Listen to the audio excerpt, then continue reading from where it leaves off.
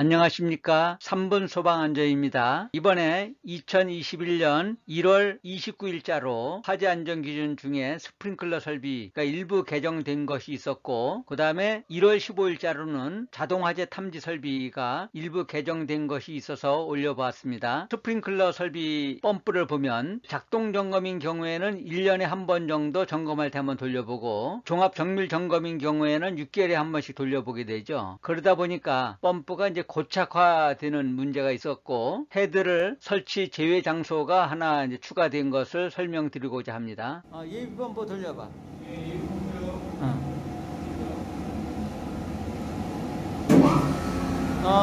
정지 이제 주 펌프 돌려봐.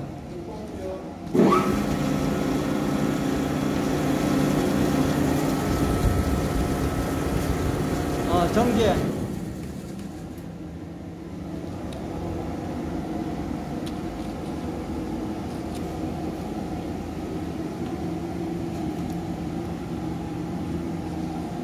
스프링클러 설비의 화재 안전 기준에서 가압 송수 장치에 대한 변동이 있었습니다. 스프링클러 설비는 자동 소화 설비인데 펌프가 이렇게 있죠. 주 펌프 또는 이제 예비 펌프도 있고 하는데, 점검을 하다 보면 펌프가 고착이 되어 가지고 부식 또는 이제 여러 가지 원인으로 고착이 돼서 모터는 돌라고 하는데 돌아가지 않는 그런 경우가 있었습니다. 그걸 방지하기 위해서 이번에 법이 개정된 것인데, 가압 송수 장치는 부식 등으로 인한 펌프의 고착을 방지할 수 있도록 다음 항목의 기준에 적합한 것으로 할 것. 다만 충합 펌프는 제외한다. 21년 1월 29일 날 신설된 것입니다. 가, 임펠러, 펌프 속에 있는 날개를 말하죠. 임펠러는 청동 또는 스테인리스 등 부식에 강한 재질을 사용할 것. 그 다음에 펌프축, 요 샤프트라고 하죠. 펌프축은 스테인리스 등 부식에 강한 재질을 사용할 것. 이렇게 바뀌었습니다. 1월 29일 날 개정이 됐고, 시행도 1월 29일 날 동시 시행을 하기 때문에 신축 건물인 경우에는 개정된 법에 맞춰서 펌프를 설치하여야 하겠습니다. 건물 출입구를 보면 보통 출입구에 방풍실을 만들죠. 외부에 심한 냉각 또는 한여름철에 폭소 그런 것들을 좀 방지하기 위해서 방풍실을 만드는데, 방풍실에 헤드가 있다 보니까 한겨울에 이 부분이 난방이 잘 안 돼서 종종 터지는 경우가 있습니다. 헤드가 터져서 물난리도 나고 상당한 피해도 주는 경우도 있는데, 그런 걸 방지하기 위해서 방풍실에 헤드를 설치를 면제하는 기준이 생겼습니다. 제15조 헤드의 설치 제외 1항에 보면 1번부터 13번까지 헤드를 설치하지 않을 수 있는 헤드 설치 제외 기준이 있습니다. 요 13번에 보면 불연 재료로 된 특정 소방 대상물 또는 그 부분으로서 다음 항목의 어느 하나에 해당하는 장소 해서 가나 다가 있었는데, 요번에 라번 가연성 물질이 존재하지 않는 건축물의 에너지 전략 설계 기준에 따른 방풍실, 이것이 신설이 됐습니다. 2021년 1월 29일 보통 건물 출입구가 되겠는데, 이 방풍실에는 헤드를 설치하지 않을 수 있는 조건을 만들었는데, 가연성 물질이 없는 조건 하에 그렇다는 것입니다. 앞으로 신축 건물에는 방풍실에 헤드를 설치하지 않을 수 있는 근거가 됩니다. 이번에는 자동화재 탐지 설비 화재 안전 기준에서 일부 개정된 것이 있어서 설명드리고자 합니다. 그 내용은 지하구에 설치하는 소방 설비 중 발신기와 경계구역에 관한 것입니다. 이번에 변경된 부분에 자동화재 탐지 설비의 경계구역에서 좀 삭제된 부분이 있습니다. 1. 하나의 경계구역이 2개 이상의 건축물에 미치지 아니하도록 할 것. 원래 건축물의 경계구역을 별도로 해야죠. 건물마다. 2. 하나의 경계구역이 2개 이상의 층에 미치지 아니하도록 할 것. 층마다 경계구역을 해야 한다는 것인데, 다만 500제곱미터 이하의 범위 안에서는 2개의 층을 하나의 경계구역으로 할 수 있다. 3. 하나의 경계구역의 면적은 600제곱미터 이하로 하고 한 변의 길이는 50m 이하로 할 것. 다만 해당